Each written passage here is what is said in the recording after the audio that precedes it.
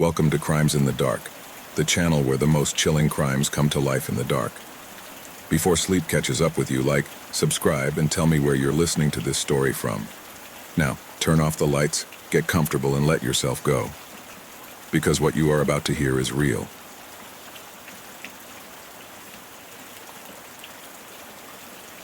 Case 1. It was a gray, cold morning in Santa Marta, California. One of those days when the sky seems to carry with it the weight of something unspeakable. Heavy clouds hung over the coast like an opaque blanket, choking out any trace of sunlight. The air smelled of salt and humidity, but there was something else in the air, a subtle echo of tension creeping in between the waves and the wind. It was an unsettling sensation, almost imperceptible but palpable enough to make the skin of those walking along the beach bristle.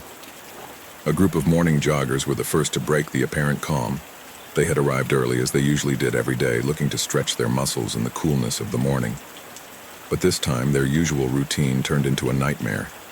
A few meters from the waterline, where the waves gently lapped the wet sand, they found something that none of them would ever forget. A body lay face down, sprawled as if it were part of the landscape, arms outstretched forward, as if in that last instant, it had been reaching for something it could no longer touch. The tide, implacable and alien, began to slowly cover him with small fragments of seaweed, enveloping him in a dark green mantle that seemed to want to hide him from the world. The victim was a teenage girl. She was wearing athletic clothing, white sneakers now stained with mud, tight black shorts, and a light blue hooded sweatshirt. Her reddish-brown hair was scattered around her head, soaked with moisture, forming swirls that blended in with the wet sand. From a distance, she could have passed for an athlete collapsed in exhaustion after a long run, but as the witnesses approached, they noticed something that chilled their blood: her unnatural posture, the absolute silence that surrounded her. There were no obvious signs of violence, leading some to initially think that perhaps it had been an accident or even suicide. However, when the paramedics arrived and turned the body over, the truth struck like a bolt of lightning. That body spoke of death at the hands of another human being. On the young woman's neck were deep strangulation marks, probably left by bare hands. Bruises on her arms and legs told stories of desperate struggles that no one heard or saw. Near the scene, police found several key items: a silver bracelet with intricate engravings, a water-damaged cell phone. They also found fresh tire tracks leading from a nearby road to the edge of the beach, suggesting that someone had deliberately carried the body there, as if they wanted the sea to complete the job. The setting, surrounded by low grassy dunes and thorny bushes, offered some privacy to commit the act without being seen. But it also meant that anyone passing by on the main road might have noticed something suspicious if they had been paying attention. That morning, however, no one did, or perhaps someone preferred to look the other way. Isadora Hawthorne was a 16-year-old whose vibrant and curious personality made her stand out in any room. As an only child, she grew up in a modest home on the outskirts of Santa Marta, surrounded by the protective affection of her parents, Margaret and Thomas Hawthorne. Her mother, Margaret, was a freelance graphic designer with a special talent for capturing beauty in everyday details. She often took Isadora with her on short photographic excursions, teaching her how to use her camera to tell visual stories. This shared bond became one of the pillars of their relationship and sparked in Isadora a growing passion for photography, which she began to explore more seriously in recent months. On the other hand, his father, Thomas, was a retired former Marine whose discipline and fortitude had shaped much of the family structure. He worked as a night security guard, a job that kept him away for long hours, but never prevented him from being emotionally present for his family. Although Thomas did not always understand his daughter's artistic aspirations, he always supported her from a distance, proud to see her running after her dreams. At school, Isadora was known as a dedicated and athletic student. She was part of the track team, where her speed and endurance made her one of the most promising runners. Every morning before the sun peeked over the horizon, she could be seen training on the beach, barefoot on the wet sand as the sound of the waves set her pace. Her classmates described her as a friendly girl, though reserved in certain aspects of her life. She had many friends, but only a few managed to enter her inner circle. Despite her outgoing appearance, Isadora kept secrets that she barely hinted at to those around her. On occasion, she would comment with concern that she felt as if someone was following or watching her, although she could never identify the mysterious presence. These sensations unsettled her but also fed her innate curiosity, making her reflect on how fragile the line between safety and danger could be in her seemingly quiet life. Detective Evelyn Cross arrived at the crime scene with her characteristic serenity, although her blue eyes reflected an intensity that made it clear she would not tolerate distractions. 38 years old and more than 15 years with the Santa Marta Police Department, Evelyn was known for her meticulousness and ability to solve seemingly impossible cases. Raised in a small Midwestern town, she grew up as the oldest of 3 siblings under the tutelage of a teacher mother and mechanic father. From a young age, she showed a fascination with puzzles and mysteries, which eventually led her to study criminology. Evelyn lived alone in a modest apartment near the ocean, where she spent her free afternoons painting watercolors or walking on the beach with her dog, a golden retriever named Finn. Her personal life was quiet but lonely. Her dedication to work had cost her 2 failed marriages. Despite this, she found purpose in every case, seeing in each victim a story that deserved justice. The beginning of the investigation was methodical. Evelyn examined the scene thoroughly, taking note of every detail. The tire marks, the silver bracelet half buried in the sand, the water-damaged phone. She then talked to the morning joggers who found the body, looking for inconsistencies in their accounts. For Evelyn, this case already presented an intriguing mix of deliberate and chaotic elements, a human puzzle she was determined to solve.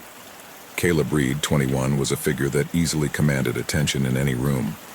Tall, with dark hair that was always perfectly coiffed and a smile that seemed designed to disarm anyone, Caleb had that blend of boyish charm and confidence that made people feel comfortable around him. However, beneath that friendly and charismatic facade, there were more complex and unnerving layers that only those close to him got a glimpse of. Caleb grew up as the oldest son in a hard-working family. His father, an auto mechanic, and his mother, an administrative assistant at a small local company, always instilled in him the importance of hard work and education. From a young age, Caleb showed himself to be intelligent and ambitious, though also rebellious in certain ways. During his high school years, he was known for being the popular kid, but also for getting into occasional trouble. Minor fights, practical jokes, and some impulsive decisions led to run-ins with the authorities, though nothing that seemed too serious at the time. Upon entering college, Caleb began studying economics, a career he chose more out of family pressure than true passion. Although he managed to maintain good grades, much of his time was spent working part-time as a waiter at a local cafe, where his outgoing personality and ability to strike up conversations quickly made him popular with customers. He was the kind of guy who remembered everyone's name, who knew exactly what to say to make someone feel special. But according to some coworkers, there was something about him that was slightly unsettling, a tendency to want to control situations and people, especially when he felt that something or someone escaped his influence. His relationship with Isadora Hawthorne came naturally. They met when she walked into the cafe one rainy afternoon, seeking shelter while practicing photography on her phone. Caleb, always attentive, struck up a casual conversation that soon turned into frequent encounters. To Isadora, Caleb was fascinating, mature, self-assured, and unlike any boy she had met before. Over time, however, some of Isadora's close friends began to notice troubling changes in his behavior. Caleb could be possessive, setting subtle limits on who he hung out with, how much time he spent away from home, and even what activities he deemed appropriate for her. Several people claimed to have heard Isadora express frustration, saying she wanted to end the relationship because of these restrictions. But Caleb did not take arguments or breakup attempts well. According to rumors, he reacted with pent-up anger or emotional manipulation to avoid losing control of the situation. When questioned by Detective Evelyn Cross, Caleb maintained a calm and cooperative demeanor, although his gaze revealed flashes of nervousness. He claimed that on the night of the crime, he had been working at the cafe until 2 a.m., at which time he and 2 other employees closed. These colleagues confirmed his version, but admitted that they did not know what he did after leaving the premises. According to Caleb, he went directly back to his apartment, located in a modest building near the university campus. However, he had no witnesses who could corroborate his movements during those critical hours. Despite his appearance of stability, Caleb Reed was a man full of contradictions. Charming but unpredictable, loving but controlling. And now, under the scrutinizing gaze of Detective Cross, Every detail of his life was being analyzed in search of answers that could solve the mystery behind Isadora Hawthorne's death. Ethan Blackwood, 35, was an imposing and respected figure in the world of youth athletics in Santa Marta. Tall, muscular, and always dressed in impeccably pressed sportswear, Ethan exuded a presence that inspired both admiration and awe. His life revolved around discipline, performance, and the relentless pursuit of perfection. But behind that facade of professionalism and dedication was a story of personal sacrifice, deep frustrations, and an almost compulsive obsession with molding his athletes to his uncompromising vision. Born in a small town in Northern California, Ethan grew up immersed in sports from an early age.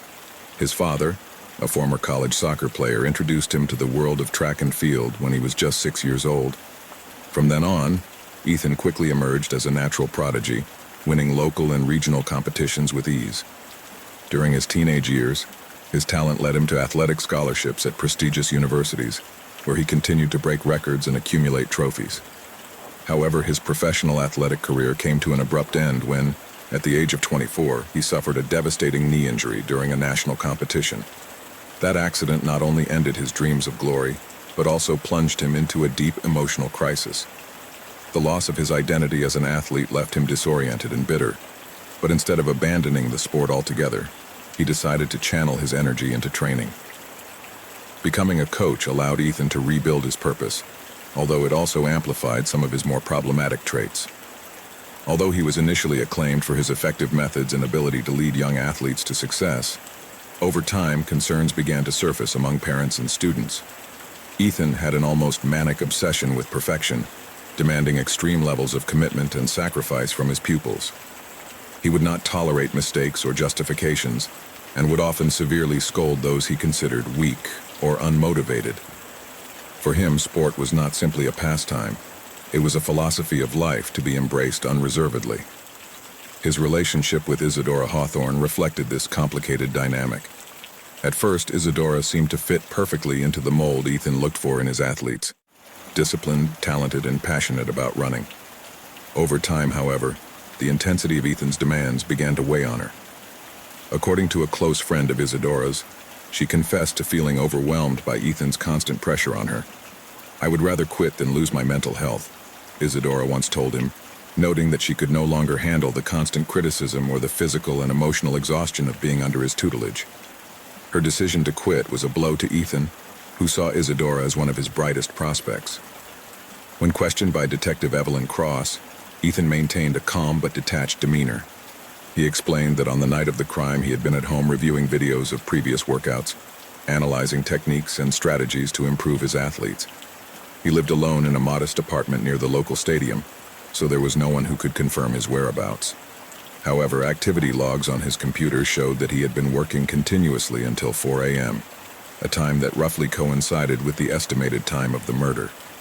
Although Ethan insisted on his innocence, this time coincidence placed him in an awkward position with investigators. Ethan Blackwood was a man whose life was dominated by ambition and a desire to control everything around him. But how far was he willing to go to protect what he considered his legacy? This question hung in the air as Detective Cross delved deeper into her investigation. Margaret Hawthorne, 42, was a woman whose life revolved around her family and her creativity. Known for her talent as a freelance graphic designer, Margaret had a keen eye for detail and a passion for capturing beauty in the everyday. Her work allowed her to express herself artistically while maintaining some flexibility to be present in the life of her daughter Isadora. Although she loved her only daughter deeply, her love was tinged with a constant concern that often crossed the line into excessive control. She was a protective mother to the extreme, always seeking to guide Isadora's every step, from her academic decisions to her personal relationships. Margaret grew up in a home where education and discipline were top priorities. Her father, a university professor, and her mother, a librarian, instilled in her strict values of professional success and personal responsibility.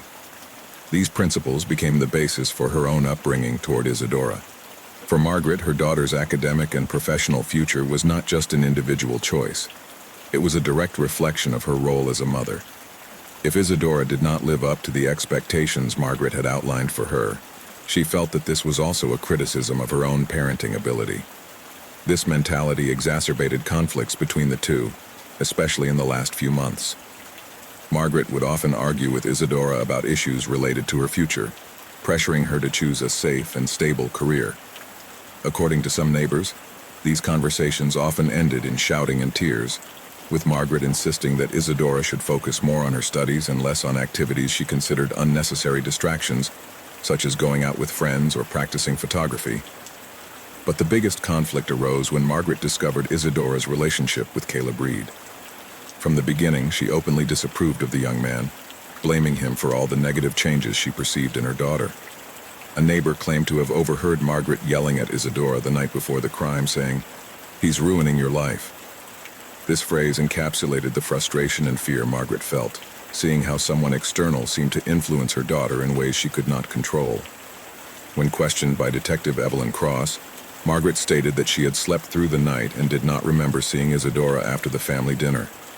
However, street security cameras captured her car leaving the house at 11:30 p.m. and returning at 4:15 a.m., right in the estimated time range of the crime.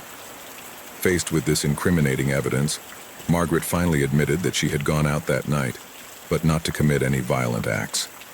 She explained that she had gone to look for Isadora, fearing that she was with Caleb. After driving to several places where she suspected they might be, Margaret found Caleb's car parked near the cafe where she worked, but did not see him or Isadora. Worried and frustrated, she returned home to find no answers. To confirm her alibi, Margaret provided her cell phone records, which showed multiple failed calls to Isadora during her nightly commute. In addition, her car's electronic toll system corroborated the exact times of her departure and return. Although her behavior that night raised suspicions, Detective Cross concluded that there was insufficient evidence to link her directly to the murder. Margaret was a mother full of contradictions, protective but oppressive, loving but demanding. And now, her life was marked by the tragedy of losing her daughter in such devastating circumstances. The investigation into the Isadora Hawthorne case seemed to stall.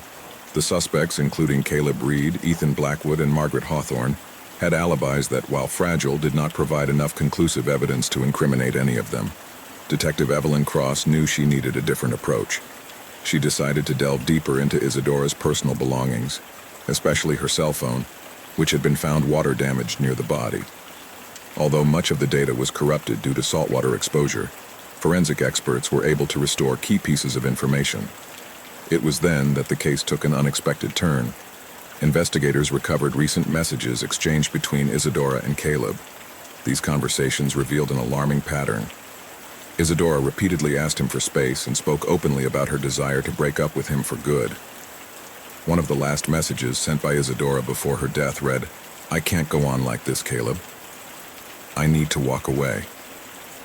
This message made it clear that their relationship was reaching a critical point, and that Caleb probably saw it as a threat to his control over her.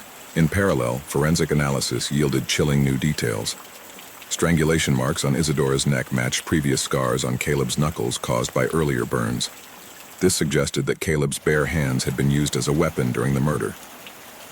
When Caleb was confronted with this evidence, he initially tried to deny it, but the pressure of the accumulated evidence led him to confess. Caleb admitted that he had argued violently with Isadora that night at the cafe where he worked. According to his account, she had told him that she wanted to break up for good, something that unleashed uncontrollable anger in him. After losing control, he followed her to the beach, where he attacked her in a fit of rage. He used his hands to strangle her, knocking her unconscious before realizing she was no longer breathing. Panicked, Caleb decided to hide the crime. He carefully cleaned the area to remove fingerprints and discarded Isadora's personal items, such as her bracelet and phone, to throw the police off the scent. He then placed her body in the trunk of his car and abandoned it near the water, hoping that the advancing tide would cover any traces of violence. Although Caleb attempted to erase his trail, he underestimated the investigators' ability to connect the physical evidence to his documented behavior. His fatal mistake was not anticipating that every decision he made that night would leave an irrefutable trail that would ultimately lead him to face justice. Caleb Reed's trial concluded with a sentence of life imprisonment without the possibility of parole. During the trial, forensic evidence, recovered messages, and his confession played a decisive role. The case shocked Santa Marta, exposing the dangerous consequences of obsessive control and the inability to manage emotions such as jealousy and anger. For Isadora's parents, though painful, the sentence brought some sense of justice. However, the community was left scarred by tragedy, aware that the life of a young woman full of promise was cut short by an act driven by selfishness and violence. The case served as a grim reminder of the importance of recognizing signs of toxic behavior before it is too late. Case 2. The sun was just beginning to filter through the gnarled branches of the elms when a group of early morning students stumbled upon a scene that would forever change the tranquility of the Hanover High School campus. In the heart of the elm grove, a place known for being a haven of peace and privacy within the hustle and bustle of school, stood an old oak tree whose shadow seemed to have grown darker that morning. From the thick trunk hung an inert body, suspended a few inches above the ground covered with dry leaves. The rope, tied to a high branch, suggested a deliberate act, but something about the scene screamed that all was not as it seemed. At first glance, the corpse appeared to be the victim of suicide. The bare feet barely grazed the ground, and the head tilted downward gave the impression of absolute surrender. However, investigators noticed disturbing details that contradicted that narrative. The victim's hands were unnaturally positioned, as if they had struggled against something before death. Near the tree, the ground was disturbed. Exposed roots, disturbed soil, and deep drag marks indicating that the body had been moved from another spot to where it was eventually hung. The crime, if it was a crime, had been carefully planned. Among the clues scattered in the grove, investigators found a half-empty water bottle lying a few feet from the body. Although it could have been dismissed as insignificant, its location caught the eye.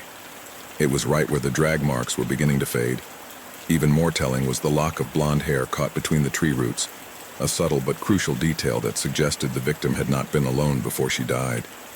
There were no security cameras or direct witnesses in that remote area of the campus, leaving the mystery shrouded in oppressive silence. The case fell into the hands of Detective Ezra Calloway, a man whose name was already synonymous with resolution in the region. Born in a small town nearby, Ezra had grown up surrounded by stories of mystery and justice thanks to his grandmother, a librarian who was fond of classic detective stories. Those stories instilled in him an insatiable curiosity for unraveling the secrets hidden behind appearances.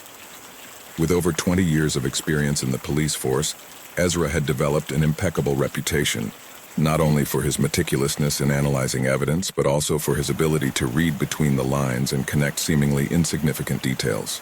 However, Ezra was not just a consummate professional. Behind his facade of analytical calm was a deeply human man. Widowed for 5 years after the sudden death of his wife in a car accident, Ezra had found solace in his work, dedicating himself to solving cases that others considered impossible. He lived in a modest house on the outskirts of the city, where he spent his afternoons tending a small garden filled with aromatic herbs and wildflowers. It was a ritual that helped him maintain emotional balance, a reminder that even in the darkest of times, something could bloom. When Ezra arrived at the elm grove, he felt a chill that he couldn't attribute solely to the cool morning air. He knew this case would be different.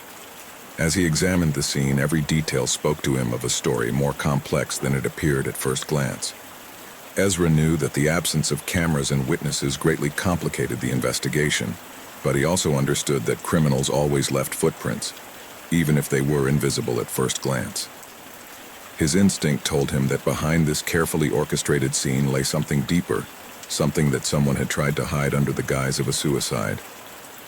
With quiet determination, Ezra prepared to plunge into the heart of the mystery, aware that each step brought him closer to the dark soul that lurked in the shadows of the elm grove. 17-year-old Elijah Thorne was an outstanding senior at Hanover High School, known for both his intellectual brilliance and his introverted nature. Raised as an only child in a modest family, Elijah grew up under the influence of his parents, Margaret, a dedicated and compassionate nurse, and Richard, a strict but protective ex-military man. As a child, Elijah showed a penchant for numbers and logic puzzles, which led him to quickly excel in subjects such as advanced math and science. He was an active member of the chess club, where his ability to anticipate complex moves earned him admiration, but also comments about his calculating attitude. Despite his talent, Elijah was not particularly well liked among his peers. His biting sarcasm and tendency to point out the mistakes of others with ironic comments made him a polarizing figure. In recent months, rumors began to circulate that Elijah knew something compromising about someone influential within the campus, although he never revealed what it was. His frequent arguments with classmates and some professors heightened tensions, leaving many wondering if he had crossed an invisible line. Despite his apparent confidence, those who knew him well noted an air of loneliness about him, as if Elijah carried a weight he preferred not to share with anyone. This combination of dazzling intelligence and elusive behavior made him a figure shrouded in mystery until the day of his tragic death. 18-year-old Atticus Greaves was a standout at Hanover High School, though not always for the most positive reasons. As the second-best student in the class, Atticus lived in the constant shadow of Elijah Thorne, a fact that consumed him both academically and emotionally. Born into an upper-middle-class family, Atticus grew up under relentless pressure from his parents, who expected him to shine in every aspect of his life. His mother, Evelyn Greaves, a successful lawyer, and his father, Marcus Greaves, a demanding businessman, had instilled in him from an early age the importance of academic excellence as a gateway to professional success. However, this pressure not only forged his ambition, but also a fierce competitiveness that often bordered on the obsessive. At school, Atticus was known for his almost military discipline when it came to studies. He was always organized, meticulous, and determined to overcome any intellectual challenge. But his rivalry with Elijah Thorne was more than just an academic competition. It was personal. Elijah, with his sarcastic attitude and ability to solve problems with seeming ease, seemed to constantly taunt Atticus with every scholastic triumph. This dynamic became untenable weeks before the crime, when Elijah publicly accused Atticus of cheating on a calculus test. Although there was never any hard evidence, this accusation was enough to place him under the suspicion of the disciplinary board, a situation that directly threatened his college scholarship at a prestigious institution. For Atticus, this was not only a blow to his reputation, but also to his future. Outside of school, Atticus had a history of aggressive behavior that contrasted with his image as a model student. 2 years earlier, he had been briefly ejected from a community basketball game after getting into a physical fight with another player. Witnesses described how Atticus quickly lost control when he felt he was being provoked, revealing an impulsive side he rarely displayed in an academic setting. This incident left a mark on his record and fueled rumors of his volatile temperament. On the day of the crime, Atticus claimed to be at home studying for a history exam scheduled for the next day. According to his account, he spent the entire night in his room reviewing notes and textbooks. His mother, Evelyn, confirmed seeing him there during a brief visit before going to sleep around 10:30 p.m. However, she admitted that she was sound asleep for several hours after that, leaving a significant gap in the verification of her alibi. When investigators searched her room, they found open books and notebooks on her desk, as well as an alarm clock set for 6 a.m., details that matched her claim to have been studying. However, there were no witnesses who could corroborate his whereabouts between 11 p.m. and early morning. The relationship between Atticus and Elijah was strained and fraught with resentment. While Elijah seemed to enjoy his position as valedictorian, Atticus felt that his constant effort was ignored or minimized. The public accusation of plagiarism exacerbated this rivalry, making it deeply personal. For Atticus, Elijah was not just an academic obstacle. He was a constant reminder of his own limitations and frustrations. Despite his seemingly solid alibi, the investigators could not ignore Atticus's motives for wanting to silence Elijah permanently. His extreme competitiveness, combined with his history of aggressiveness, placed him in a vulnerable position vis-à-vis the investigation. However, without conclusive evidence linking him directly to the crime, his involvement remained an uncertain possibility, leaving more questions than answers in the dark mystery of the Elm Grove. 16-year-old Sarah Valentine was a Hanover High School student whose presence always made an impression. With platinum blonde hair and a confidence that often bordered on intimidating, Sarah was known for both her talent for theater and her explosive temperament. Since childhood, she had shown a penchant for the performing arts, excelling in school and local plays where she played dramatic roles with an intensity that left audiences breathless. Offstage, however, her personality could be just as overwhelming. Her tendency to react angrily to any provocation had cost her trouble before, including a school suspension last year after verbally intimidating and shoving another student during a hallway altercation. Her relationship with Elijah Thorne had been both passionate and volatile. The two had started dating over a year ago, attracting curious glances due to their contrasting personalities. While Elijah was reserved and sarcastic, Sarah was outgoing and emotionally intense. At first, their dynamics seemed to complement each other, but over time, the differences between them became constant sources of conflict. Elijah had a way of pointing out Sarah's flaws with no filter, and she would respond with unbridled rage. The relationship ended 3 months ago after a public fight during school lunch, when Elijah harshly criticized her behavior in front of a group of mutual friends. Since then, the two had maintained a marked distance, albeit one fraught with tension. What made their breakup even more complicated was Elijah's subsequent behavior. According to Sarah, he not only mocked her publicly after the breakup, but also spread rumors about her private life. These rumors, according to her, severely damaged her reputation among her friends and peers. To make matters worse, Elijah had repeatedly hinted that he knew something compromising about her, although he never revealed what it was. This left Sarah in a constant state of paranoia, wondering if Elijah really possessed dangerous information or was simply playing with her mind. On the day of the crime, Sarah claimed to have been at a meeting of her theater group until late. According to her account, the group was rehearsing an experimental play for a local festival, and several members corroborated her presence for much of the evening. However, no one could say for sure that Sarah had not been absent for a few minutes. Investigators noted inconsistencies in witness accounts. Some mentioned brief pauses in the rehearsal, while others admitted to not paying attention to who was entering or leaving the room. In addition, upon reviewing the rehearsal site, detectives found that the building's exterior lights had been off for part of the night, making it difficult to track specific movements. Sarah's alibi, though initially solid, began to show cracks under closer scrutiny. Dirt marks on her shoes, discovered during questioning, matched the type of soil found in the elm grove near the crime scene. Although Sarah argued that she had been practicing an outdoor scene with the group prior to the trial, this explanation failed to completely convince Detective Ezra Calloway. The relationship between Sarah and Elijah was an emotional knot filled with resentment and disturbing secrets. To Sarah, Elijah represented a constant threat to her reputation and possibly her personal safety. Silas Craven, 20, was a well-known but marginal figure on the Hanover High School campus. As an alumnus and current maintenance worker, Silas moved in the shadows of the place he once called home. Although he had left school prematurely due to disciplinary problems, he found modest employment as a maintenance assistant, handling minor repairs and general labor. However, his past haunted him like a dark cloud. A criminal record for drug possession and persistent rumors of illicit activities made him a suspicious figure to many. In the weeks leading up to the crime, several students and school staff members reported seeing him loitering near the Bosquecillo de los Olmos, behavior that aroused curiosity and concern. The relationship between Silas and Elijah Thorne had been strained for some time, but reached a critical point days before the murder. Elijah, with his characteristic sharpness, had discovered that Silas was dealing small amounts of drugs among some students.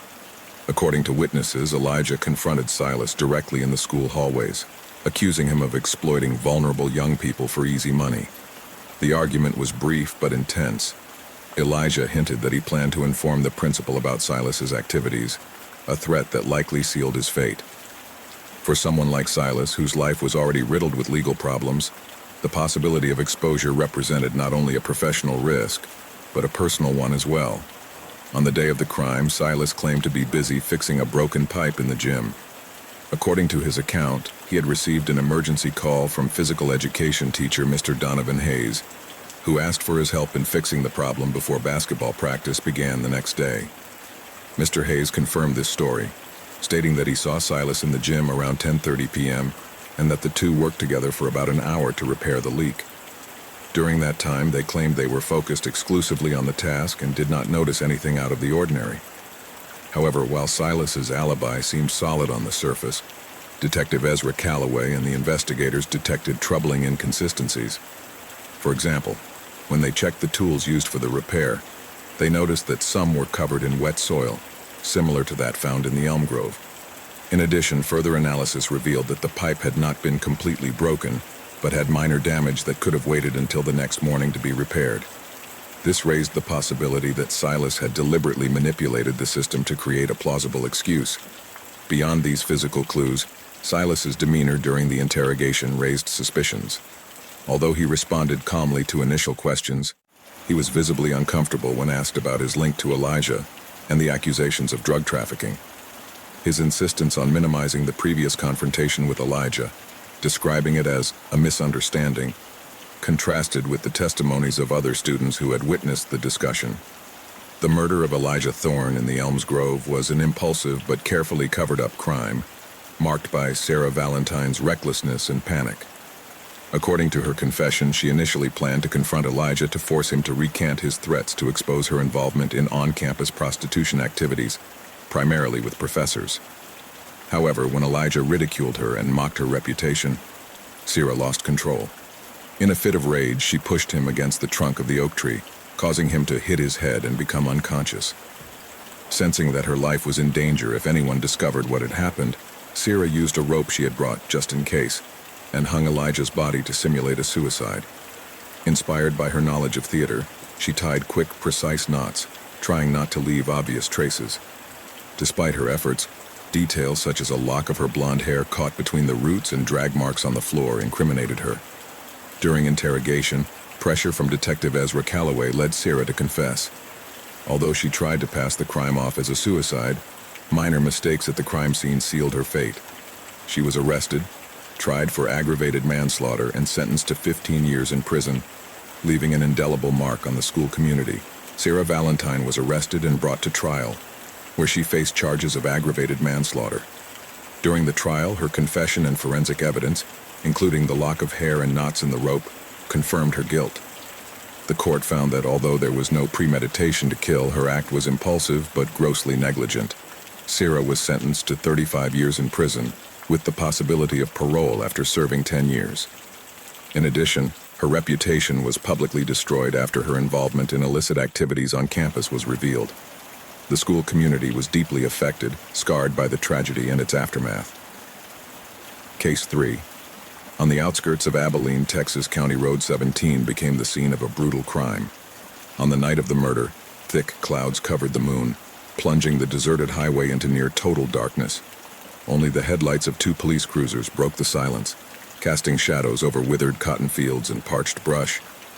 In front of a rusty sign reading Bakersfield Farm, 3 miles, lay the lifeless body of a young woman. Her white dress was torn and blood-stained, her hair spread like a tragic halo around her head. Her open eyes seemed to stare into a dark sky that offered no answers. The position of the body suggested that she had been hit by a speeding vehicle, but something disturbing caught the eye. There were no braking or skid marks on the asphalt.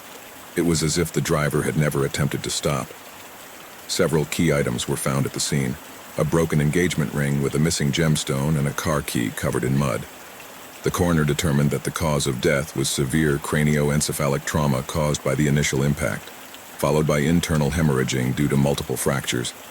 However, what was most disturbing was the discovery that the body had been dragged a few meters after the collision, evidencing intentionality in the act. This was no accident. It was a coldly calculated crime. In charge of the investigation was Detective Hannah Callahan, a 39-year-old woman with an unquestioned reputation in the Abilene Police Department. Hannah had a sharp, penetrating gaze, capable of detecting lies before they left anyone's lips. Her dark hair, always pulled back in a tight ponytail and worn leather jacket, reflected her down-to-earth, straightforward style. But behind that professional facade, he carried deep emotional scars. He had grown up in Odessa, Texas, where he testified against his own father as a teenager after being accused of financial fraud. Since then, he dedicated his life to seeking justice for those who could not defend themselves. However, that relentless sense of duty also cost her her marriage. 3 years ago, her husband Jake moved to Dallas, unable to compete with Hannah's long hours and almost compulsive obsession with solving cases. She now lived alone in a modest apartment, accompanied only by Rusty, an old German shepherd dog rescued from a kennel. By the time she arrived at the crime scene, Hannah was already exhausted after working 18 straight hours on another case. Despite that, something about this scene struck her differently. As she walked around the body, examining every detail meticulously, she felt a visceral chill. She knew this case would be personal.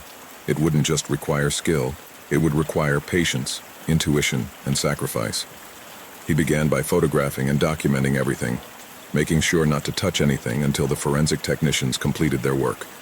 He bent down to observe the broken engagement ring, carefully turning it with tweezers. The absence of the gemstone captured his attention. Had it been stolen, or simply lost in the chaos of the attack? Every clue seemed to open up more questions than answers. Meanwhile, officers interviewed the few available witnesses. A local farmer claimed to have heard the roar of a powerful engine at approximately the estimated time of the crime, but did not see any vehicles due to darkness. Another resident mentioned seeing a woman driving nervously down the road hours before the body was found. Although no statement offered certainty, Hannah knew that even the smallest details could lead her to the truth. With the first light of dawn filtering through the clouds, Hannah decided to return to the police station to organize the collected data. She knew this case would not be easy, but something inside her burned with the certainty that she would find the person responsible. Not because it was her job, but because she felt the victim deserved justice, and Hannah Callahan was leaving no loose ends. Eleanor Lorraine Harper, 28, was a high school literature teacher in Abilene, known for her warmth and dedication to teaching.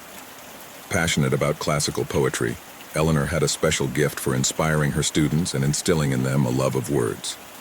She had grown up in a traditional religious family in Dallas, where moral values and the importance of education became fundamental pillars of her life. However, behind her apparent tranquility, she kept secrets that few knew. For the past 2 years, Eleanor was involved in a tumultuous relationship with Ethan Caldwell, an extremely controlling man.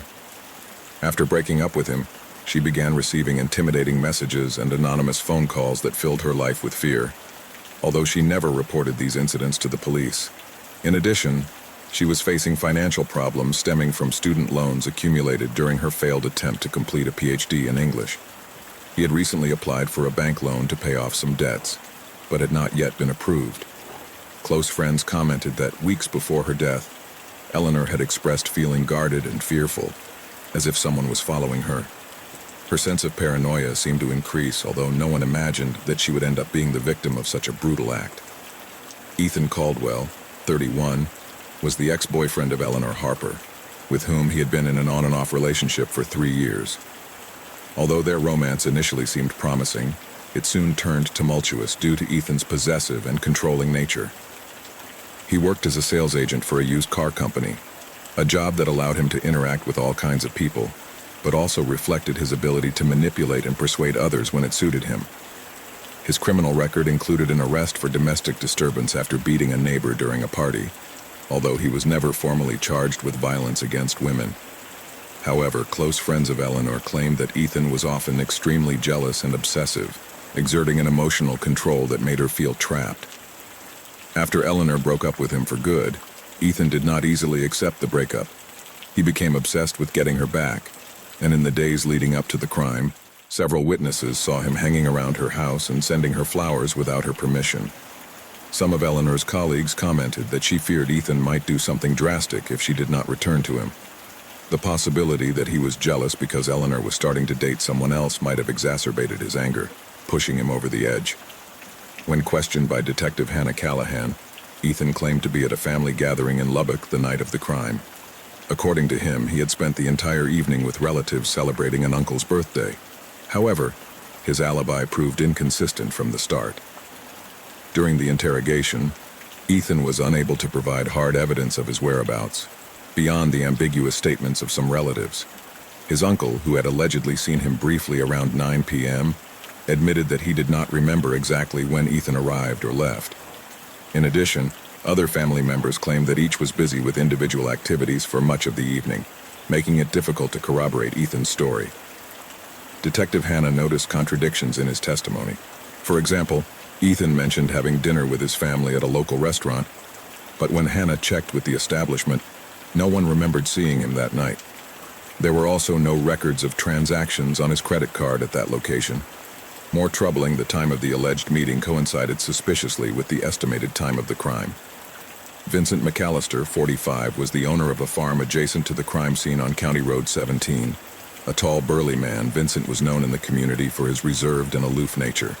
He was not one to mingle easily with neighbors, and his reputation within Abilene was marked by his strict discipline with the seasonal employees he hired to work on his farm. Although he was never formally charged with any felony, he had faced accusations of animal abuse in the past. These rumors, although never proven, had made him a controversial figure in the area.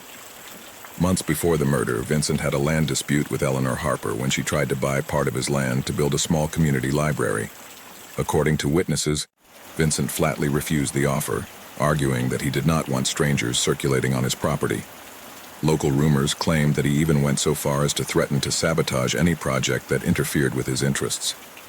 This conflict put him on the radar of the investigation, especially since he drove a large truck whose tires matched the fresh tracks found near Eleanor's body.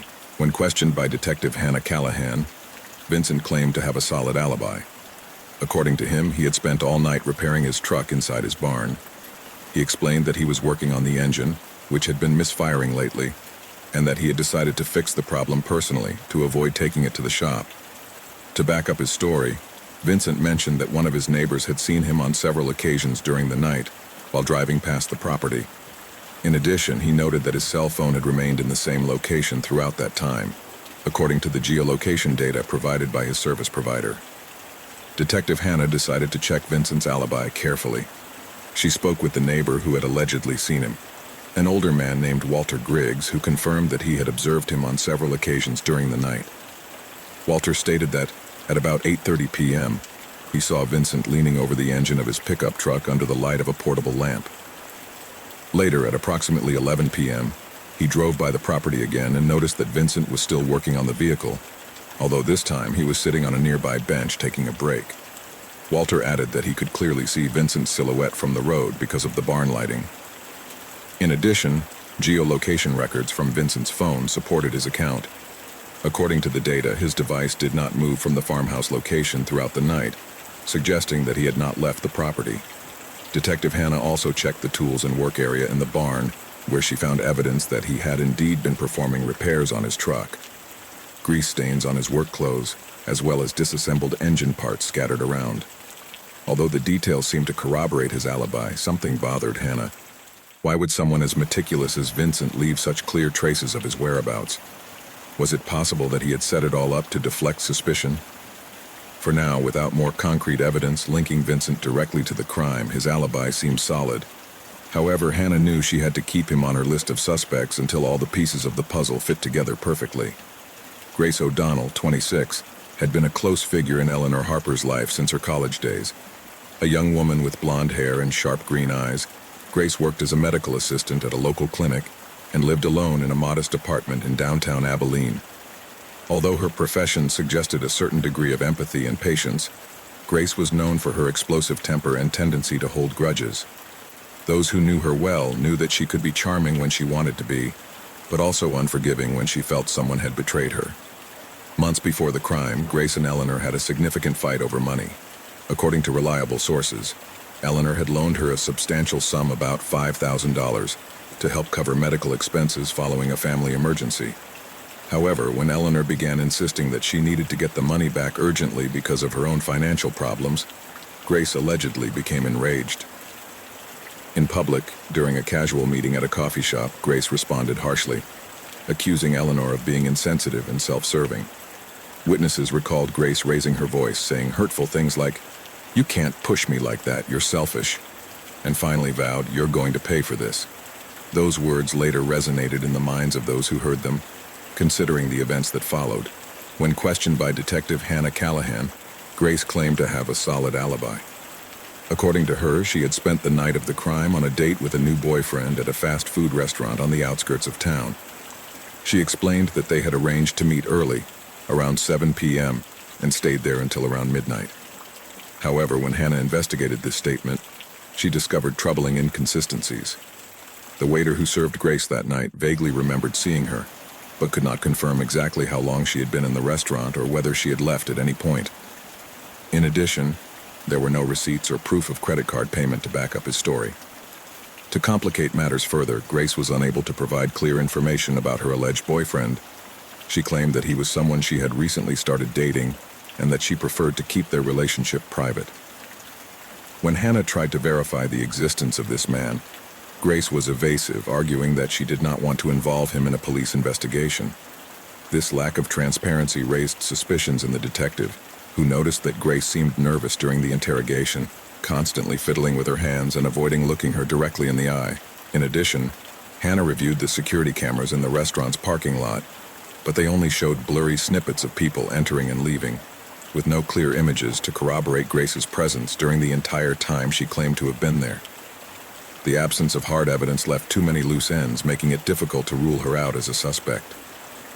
Although Grace had personal reasons to resent Eleanor, her alibi, though weak, could not be completely dismantled. However, Grace's defensiveness and inability to provide a reliable witness or solid evidence kept Hannah's suspicion alive. Had Grace taken advantage of the darkness that night to commit an impulsive act? For now, she remained a key piece of the puzzle, but without enough evidence to link her directly to the crime. Forensic analysis confirmed that tire tracks at the scene were an exact match to the specific model of Ford F-150 pickup truck owned by Ethan. Investigators also discovered small chips of blue paint adhering to the mud near the impact site, identical in color to his vehicle.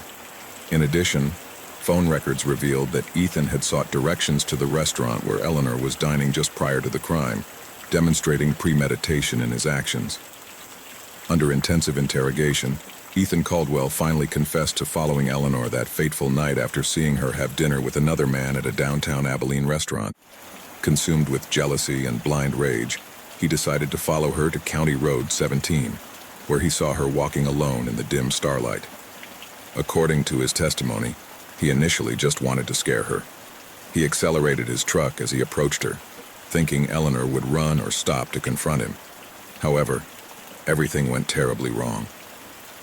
In a panic, Ethan lost control as he tried to brake when Eleanor turned toward him in surprise. He rammed her at high speed, throwing her several feet from the impact. Stunned and horrified by what he had just done, Ethan got out of his vehicle briefly but found no clear signs that Eleanor was still alive.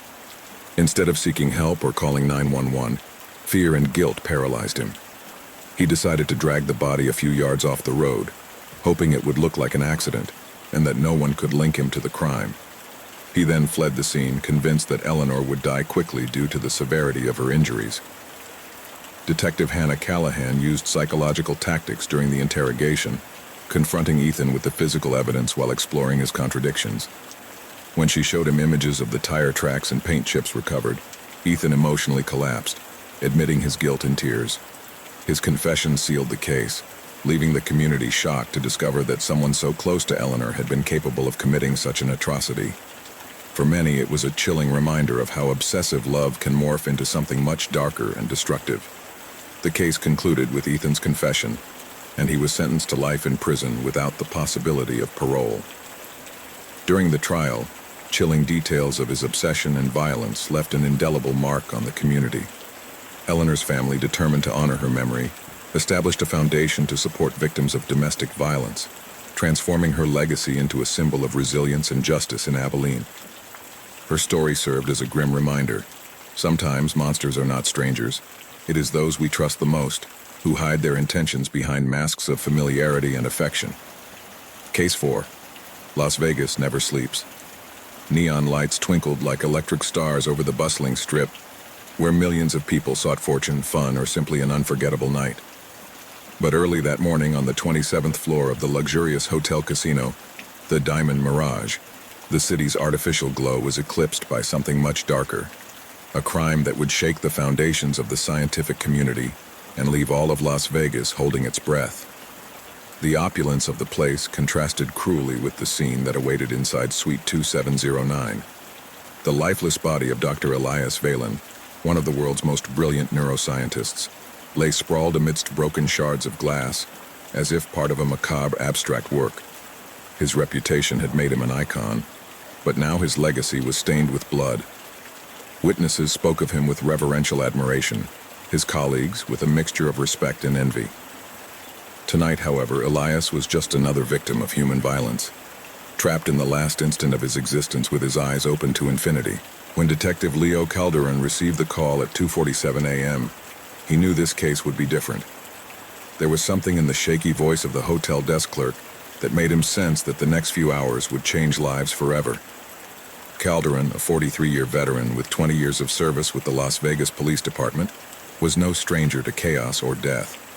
But as he drove to the Diamond Mirage, he felt the weight of uncertainty settle on his shoulders like an invisible cloak. Leo Calderon was an unassuming-looking man, with prematurely graying hair and wrinkles that told stories of long nights spent awake. Born in Miami to a family of Cuban immigrants, he grew up surrounded by salsa music and animated conversations in Spanish. Although his father wanted him to follow in his footsteps as an auto mechanic, Leo always had a fascination for solving complex problems.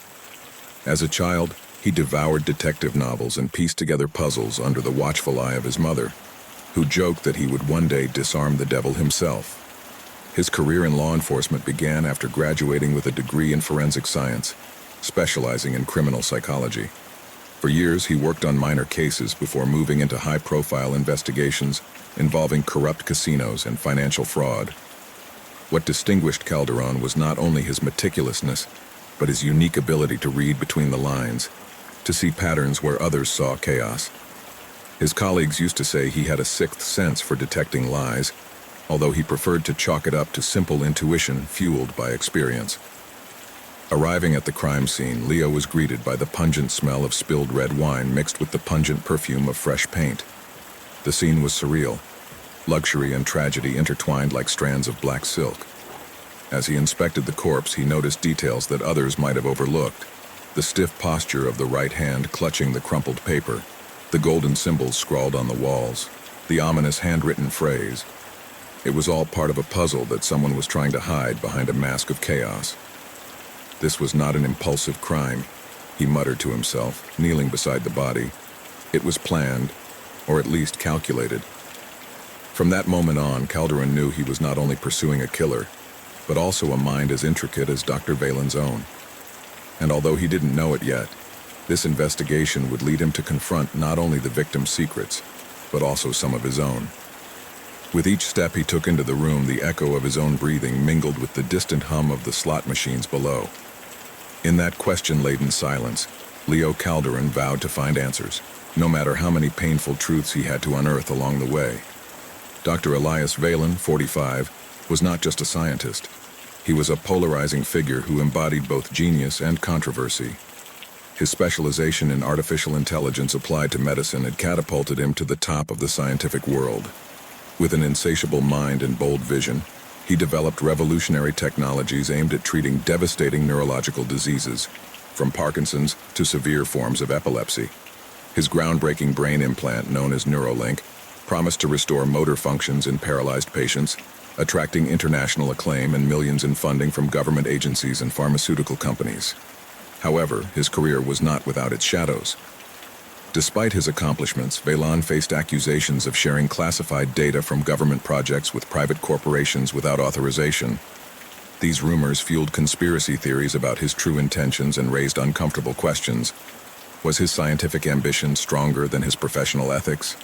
Some colleagues claimed that Elias saw ethical standards as mere suggestions, barriers to be challenged in the name of progress. This attitude made him a respected but feared character, admired by some and questioned by others.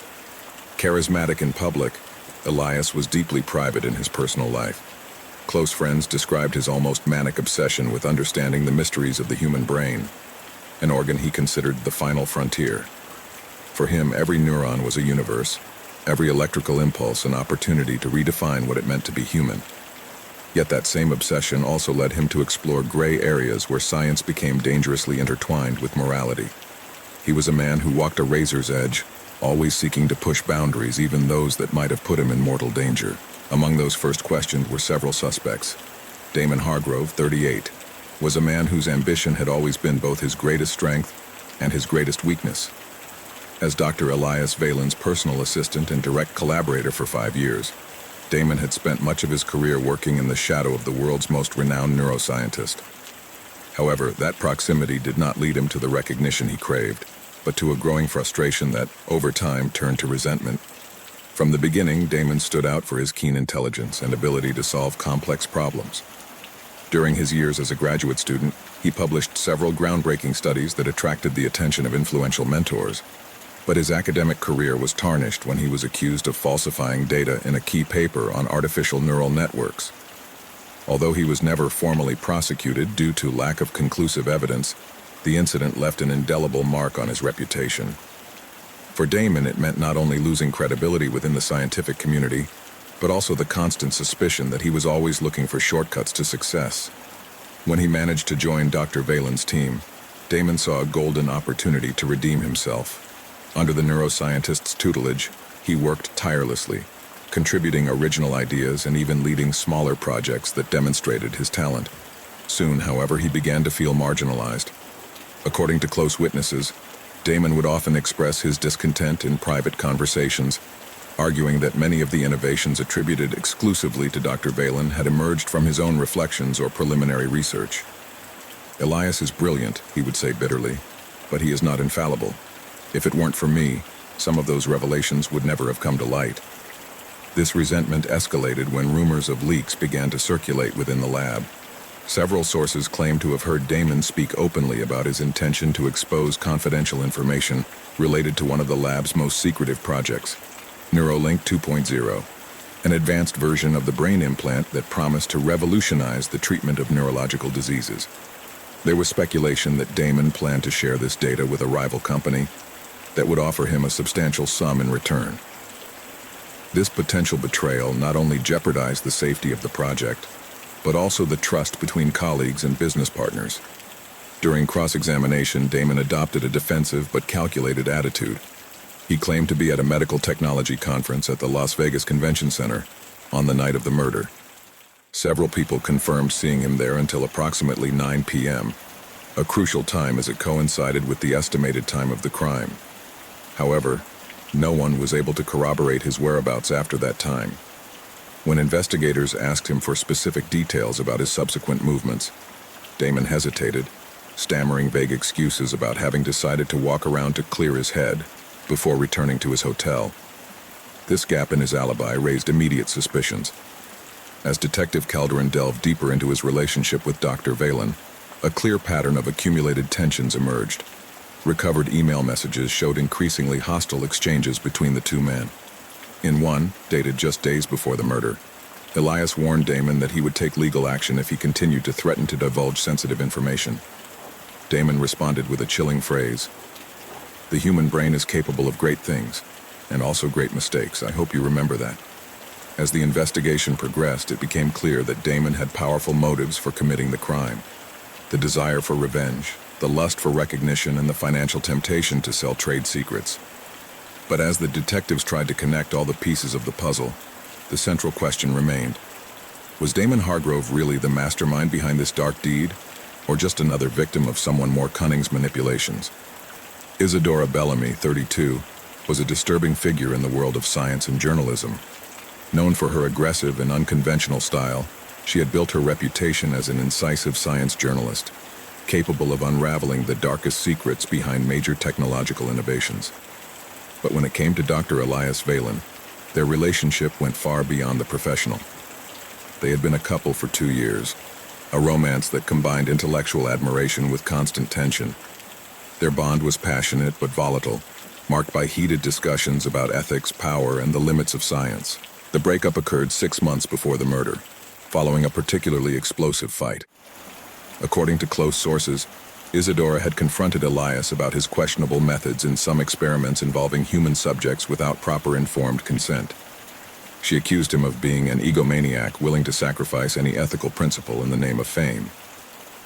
Elias, for his part, responded with disdain, calling her an opportunist who only seeks sensational headlines.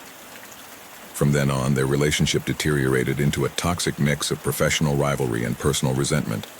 As a journalist, Isadora did not hesitate to use her pen to attack him. In the following months, she published several critical articles questioning the integrity of Valen's work. One of them, entitled "The Dark Side of Genius: How Far Will Elias Valen Go?", logically generated controversy by suggesting that the neuroscientist had prioritized technological advances over patient safety. However, what really set off alarm bells was a public threat made during an interview on a scientific podcast. When asked by the host if she had hard evidence against Valen, Isadora responded with a cold smile. "Soon everyone will know who Elias Valen really is. Some secrets shouldn't stay buried." This statement, along with rumors that she planned to reveal compromising details about classified experiments, quickly brought Isadora into the crosshairs of investigators. Detective Leo Calderon questioned her at her apartment in Henderson, Nevada, located about 20 miles from the crime scene. Dressed in a baggy sweater and reading glasses, Isadora appeared relaxed, even nonchalant as she answered questions. She claimed to be working on an article that night, completely focused at her desk. However, she admitted that she lived alone and had no witnesses who could corroborate her alibi. Calderon noticed something peculiar in her attitude, a mixture of overconfidence and subtle evasion. When asked directly about her relationship with Velan, Isadora did not deny the grudge, but insisted that their dispute was strictly professional. "I don't regret anything I wrote," she stated firmly. "But killing someone is not part of my ethics. I prefer to shatter reputations with words, not violence." Despite his apparent calm, detectives uncovered disturbing details. Preliminary investigations revealed that Isadora had been intensively investigating Valen's private life in recent months, collecting documents and contacting former collaborators of the scientist. They also found phone records showing multiple failed attempts to contact him in the days leading up to the murder. Although there was no physical evidence linking her directly to the crime, her motivation was undeniable: to expose Valen as a fraud and to take revenge for the public humiliation she suffered after their breakup. As Calderon reviewed the clues, he couldn't help but wonder if Isadora was simply a journalist obsessed with the truth or something more dangerous, someone willing to cross boundaries to destroy the one she once loved. Victor Marlowe, 52, was the epitome of corporate success at its most ruthless. As CEO of Neurotech Industries, one of the most influential companies in the field of medical technology and artificial intelligence, Victor had built an empire based on unbridled ambition and calculated decisions. However, behind his charming smile and tailored suits, he hid a man known for not tolerating obstacles or competition. His reputation was marked by abusive labor practices and lawsuits accusing him of commercial manipulation and employee exploitation. For Victor, business was a war, and he always played to win. The relationship between Victor and Dr. Elias Valen had been a mutually beneficial strategic alliance for years. Neurotech Industries funded Valen's innovative projects, while Valen provided technological breakthroughs that cemented the company's position as a market leader. However, recent leaked documents revealed an unexpected twist. Elias had been planning to withdraw from Neurotech to found his own competing company. This move would have meant a catastrophic loss for Victor and his conglomerate, both financially and in terms of prestige. According to reports, Valen's new venture promised to surpass even Neurotech's capabilities, using technology developed under the company's umbrella, but now destined to eclipse it. Detective Leo Calderon knew that this news made Victor a key suspect. The possibility that the business tycoon ordered the elimination of his former collaborator to protect his interests was not far-fetched. Victor had access to unlimited resources and contacts at the darkest levels of the corporate world. Moreover, his track record showed that he did not hesitate to take extreme measures when he felt his power was threatened. The breakup occurred 6 months before the murder, following a particularly explosive fight.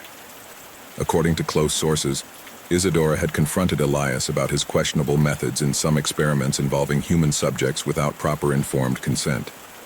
She accused him of being an egomaniac willing to sacrifice any ethical principle in the name of fame. Elias, for his part, responded with disdain, calling her an opportunist who only seeks sensational headlines. From then on, their relationship deteriorated into a toxic mix of professional rivalry and personal resentment. As a journalist, Isadora did not hesitate to use her pen to attack him. In the following months, she published several critical articles questioning the integrity of Valen's work.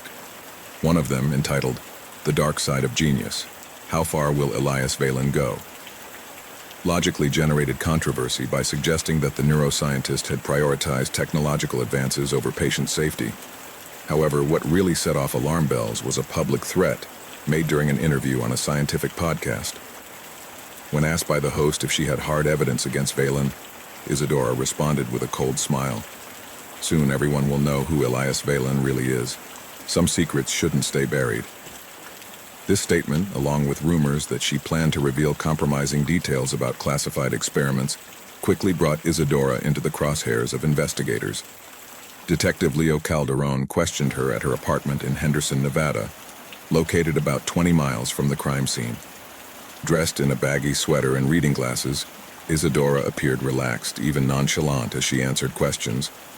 She claimed to be working on an article that night, completely focused at her desk. However, she admitted that she lived alone and had no witnesses who could corroborate her alibi. Calderon noticed something peculiar in her attitude, a mixture of overconfidence and subtle evasion. When asked directly about her relationship with Valen, Isadora did not deny the grudge, but insisted that their dispute was strictly professional. "I don't regret anything I wrote," she stated firmly. "But killing someone is not part of my ethics. I prefer to shatter reputations with words, not violence. Despite his apparent calm, detectives uncovered disturbing details. Preliminary investigations revealed that Isadora had been intensively investigating Valen's private life in recent months, collecting documents and contacting former collaborators of the scientist. They also found phone records showing multiple failed attempts to contact him in the days leading up to the murder. Although there was no physical evidence linking her directly to the crime, her motivation was undeniable: to expose Valen as a fraud and to take revenge for the public humiliation she suffered after their breakup. As Calderon reviewed the clues, he couldn't help but wonder if Isadora was simply a journalist obsessed with the truth or something more dangerous, someone willing to cross boundaries to destroy the one she once loved. Victor Marlowe, 52, was the epitome of corporate success at its most ruthless. As CEO of Neurotech Industries, one of the most influential companies in the field of medical technology and artificial intelligence, Victor had built an empire based on unbridled ambition and calculated decisions. However, behind his charming smile and tailored suits, he hid a man known for not tolerating obstacles or competition. His reputation was marked by abusive labor practices and lawsuits accusing him of commercial manipulation and employee exploitation. For Victor, business was a war, and he always played to win. The relationship between Victor and Dr. Elias Valen had been a mutually beneficial strategic alliance for years. Neurotech Industries funded Valen's innovative projects, while Valen provided technological breakthroughs that cemented the company's position as a market leader. However, recent leaked documents revealed an unexpected twist. Elias had been planning to withdraw from Neurotech to found his own competing company. This move would have meant a catastrophic loss for Victor and his conglomerate, both financially and in terms of prestige. According to reports, Valen's new venture promised to surpass even Neurotech's capabilities, using technology developed under the company's umbrella, but now destined to eclipse it. Detective Leo Calderon knew that this news made Victor a key suspect. The possibility that the business tycoon ordered the elimination of his former collaborator to protect his interests was not far-fetched. Victor had access to unlimited resources and contacts at the darkest levels of the corporate world. Moreover, his track record showed that he did not hesitate to take extreme measures when he felt his power was threatened. In a desperate attempt to cover up his crime, Damon scrawled the symbols on the walls and wrote the phrase, "The brain always betrays," in large, crooked letters, seeking to distract the authorities to a possible ideological or scientific motivation. He also opened the balcony and left an empty glass on the railing, suggesting that someone else had been there before the murder. However, small mistakes sealed his fate. Partial fingerprints found on the vase matched Damon's, and microscopic fibers from his black jacket were found attached to shards of broken glass on the floor. In addition, phone records showed that Damon had repeatedly called Elias's cell phone just before the crime, probably to arrange the meeting in the suite. What began as a seemingly routine confrontation turned out to be a cold and calculated crime, orchestrated by unbridled ambition and betrayal. Damon Hargrove, who once dreamed of achieving greatness alongside Dr. Valen, would now face the devastating consequences of having crossed an irreparable line. The trial of Damon Hargrove captured national attention, becoming a media spectacle that exposed not only the details of the crime, but also the shadows that lurked in the world of science and business. With compelling evidence, the fingerprints on the vase, the fibers on his jacket, the recovered email, and his own confession, Damon was convicted of first-degree murder. The prosecution argued that the crime had been premeditated, fueled by greed and a desire for revenge. The jury was quick to return a verdict: life imprisonment without the possibility of parole. Beyond the verdict, however, the case left open wounds in the scientific community. The revelations about Dr. Valen's unauthorized experiments and his ethical conflicts generated heated debates about the limits of research and the moral responsibility of innovators. How far was it justified to cross ethical boundaries in the name of progress? Who was policing those whose power derived from knowledge? For Leo Calderon, the case marked a before and after in his career. Although he managed to solve it, he was left with an uneasy feeling, aware that human motivations were much more complex than any forensic clue. The case was closed, but questions about the ethical limits of science and human greed remained floating in the air, just like the neon lights of Las Vegas, reminding us that even in the brightest glow can hide the darkest shadows. Case 5. On the exclusive night of October 14th, when the sky over the hills of Utah was covered with a starry blanket, and the fresh air caressed the perfectly manicured gardens of the Golden Willow Country Club. An atmosphere of luxury and exclusivity enveloped its members. This elite enclave, known as a haven for local high society, became the scene of a tragedy that shook even the deepest foundations of the community.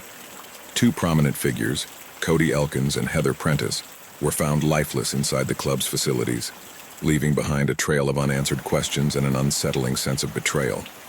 The first to be discovered was Cody Elkins, whose body lay slumped next to a pool table in the club's private game room. He was wearing a dark suit, impeccably tailored, but his face was frozen in an expression of surprise that belied the elegance of the surroundings.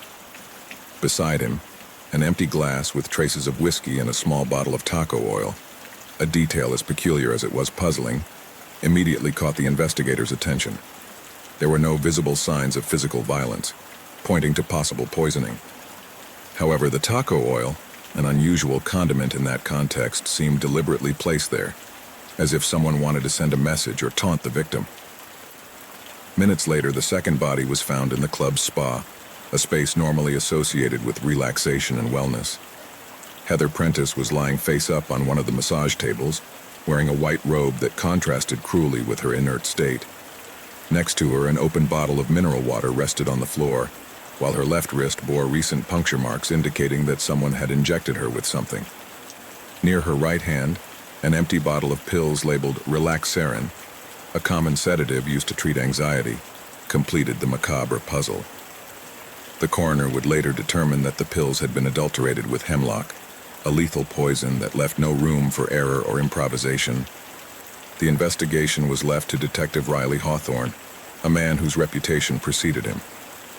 45 years old, Riley was known for both his meticulousness and his ability to solve complex cases, although his personal life was far from perfect. Divorced for a decade, he lived alone in a small house on the edge of a lake, where he spent his free afternoons fishing or reading classic detective novels. His obsession with detail and his ability to connect seemingly insignificant clues had made him a respected but also reclusive figure. His previous experience in high-profile crimes prepared him to face this new nightmare, but something about this case made him deeply uneasy from the start. As he examined the crime scene, Riley noted how each element seemed deliberately arranged, like pieces of a puzzle designed to confuse. The combination of methods used, the subtle poisoning in Cody's drink, and the pharmacological manipulation in Heather's case, suggested a level of sophistication that went beyond an impulsive act. Here it wasn't just about eliminating lives. There was a hidden purpose, a coded message between the lines that only someone with privileged access to the club and the lives of the victims could have devised. The Golden Willow was not just a place of recreation, it was a microcosm of secrets, ambitions, and rivalries. And now, two of its most prominent figures had fallen under circumstances that promised to reveal uncomfortable and unexpected truths. For Riley Hawthorne, this case was not just another dossier. It was a personal challenge, an opportunity to prove that even in the most exclusive settings, no secret could remain buried forever. Cody Elkins, 38, was a man whose life seemed woven with threads of ambition and success. A renowned real estate entrepreneur, Cody had built his reputation not only on the considerable inheritance left by his parents, who had died 5 years earlier, but also on his financial astuteness and ability to close lucrative deals. An only child, Cody grew up surrounded by luxury, but it was his ability to multiply the family fortune that really made him stand out in the competitive business world. His natural charisma allowed him to move with ease among the most exclusive circles, where his fluency and confidence were admired by many. However, his professional brilliance had a dark side. Cody was known for his arrogance and tendency to manipulate others for personal advantage, traits that had earned him both enemies and allies. Recently, he had been embroiled in a legal dispute with business partners over allegations of tax fraud, which had tarnished his public image. Single and without family commitments, Cody enjoyed a busy social life, although rumors of his affairs with married women at the Golden Willow Country Club fueled constant gossip. Nevertheless, Cody remained a central figure in the exclusive world he inhabited, a man whose presence always left an impression, whether it was one of admiration or distrust. Heather Ann Prentice, 34, was a woman whose intelligence and elegance made her stand out in any room. A clinical psychologist specializing in couples therapy, Heather had built a solid reputation as an insightful and empathetic professional, able to unravel the emotional complexities of her patients. Her career took an even more prominent turn with the publication of two successful self-help books, the most recent being entitled Secrets of the Heart. In this work, he explored anonymous cases of his patients, offering in-depth analyses of human relationships. However, some speculated that certain accounts might be inspired by influential people in the Golden Willow Club, which led to tensions between her and several members concerned about possible compromising revelations. Divorced for 3 years and childless, Heather led a seemingly quiet life, albeit one marked by a reserved and calculating nature. She maintained a close relationship with her younger sister, Patience Broadbent, who worked as the club's spa manager and was one of the few people she trusted completely. Despite her professional success, Heather was known for her almost excessive discretion, preferring to observe rather than actively participate in the club's social circles. This combination of brilliance and mystery made her an intriguing figure, admired by some and feared by others, but always at the center of curious eyes. Her life, though seemingly orderly, seemed to hide layers of secrets that few managed to fully decipher. During the first interrogations led by Detective Riley Hawthorne, certain details began to come to light and outlined the prime suspects. Patience Broadbent, 30, was a woman whose life was marked by contrasts and contradictions. As the younger sister of Heather Prentice, she had always played a protective role within her family, although this devotion often bordered on the obsessive. Patience worked as spa manager at the exclusive Golden Willow Club, a position that allowed her to move among the most influential members of the place while maintaining a certain emotional distance. However, her volatile temperament and minor criminal record related to recreational drug possession years earlier made her a controversial figure within the club's polished environment. Despite these dark episodes in her past, Patience had managed to rebuild her life and find job stability, thanks in part to the unwavering support of her older sister. Since childhood, Patience had developed a relationship of deep loyalty to Heather, who was not only her sister but also her confidant and mentor. This connection grew even stronger after Heather's divorce, when Patience decided to move in temporarily to help her through that difficult chapter. However, this closeness also fueled an almost compulsive need to protect Heather from any perceived threat, real or imagined. According to witnesses, weeks before the crime, Patience had engaged in a heated argument with Cody Elkins, whom she directly accused of taking emotional advantage of her sister. Her words, filled with anger and frustration, made it clear that she considered Cody a toxic influence in Heather's life. In addition, there were rumors that Patience was aware of the contents of Heather's latest book, Secrets of the Heart, and feared it would reveal embarrassing family secrets that could irreparably damage both of their reputations. When Detective Riley Hawthorne arrived on the case, Patience quickly became a central figure in the investigation because of her bond with the victims and her explosive behavior. During the interrogation, Patience was nervous but cooperative, answering questions with a mixture of indignation and genuine concern. When questioned about her whereabouts during the night of the crime, she claimed to be supervising a group yoga session in the club's gym, an alibi that initially appeared weak, but was corroborated by several witnesses. Staff members at the club confirmed seeing her interacting with class attendees, ensuring that everything went smoothly. Later, security cameras at the gym backed up their account, capturing clear images of Patience moving among the participants during the estimated time of the crime. Although her personal history and conflicted relationship with Cody made her a plausible suspect, the physical and testimonial evidence eventually ruled her out as the perpetrator of the murders. However, her emotional involvement in the events leading up to the crime left an indelible mark on the investigation. Patience was an impulsive and deeply loyal woman, qualities that could have led her to openly confront those she perceived as threats, but which also demonstrated that her main motivation was to protect her sister at all costs. Her presence in the case not only underscored the complexity of human relationships within the Golden Willow Club, but also how intense emotions can weave webs of confusion that are difficult to untangle. Maxwell Hargrove, 45, was a man whose ambition and competitiveness had made him a prominent but controversial figure in Utah's business world. Known for his ability to close million-dollar deals, he also had a reputation for employing unethical methods when necessary, a reputation that preceded him into every boardroom. One of his most recent projects had been a real estate collaboration with Cody Elkins, a venture that promised big profits, but ended in a resounding failure due to poor decisions and internal disputes. This project had left not only financial scars but also personal ones, as the relationship between the two business partners deteriorated rapidly after the collapse of the deal. In addition to his professional bond with Cody, Maxwell maintained a close friendship with Heather Prentice, although this relationship had cooled considerably in recent months. The reasons behind this estrangement were the subject of speculation in Golden Willow Club social circles. Some rumors suggested that Heather might have discovered compromising information about Maxwell, who was facing trial for tax evasion thanks to documents leaked precisely by Cody. These documents not only threatened to ruin his career but also to send him to prison if the accusations were successful. In this context, both Cody and Heather represented potential threats to his freedom and reputation. When Detective Riley Hawthorne began investigating the double murder, Maxwell quickly became one of the prime suspects. During questioning, Maxwell claimed to have been dining alone at a restaurant outside the club during the estimated time of the crime, an alibi that initially seemed fragile due to the lack of witnesses or physical evidence to back it up. However, upon further investigation, the forensic team uncovered details that further complicated the picture. A thorough analysis of financial transaction records revealed that Maxwell had used his credit card to pay for dinner at an exclusive restaurant located a few miles from the Golden Willow Club. Although he insisted he had been alone, restaurant staff confirmed that a man matching his physical description had occupied a private table for approximately an hour and a half. Later, the establishment's security cameras partially corroborated her account. Maxwell was seen entering the restaurant shortly after 9 p.m. and leaving around 10:30 p.m.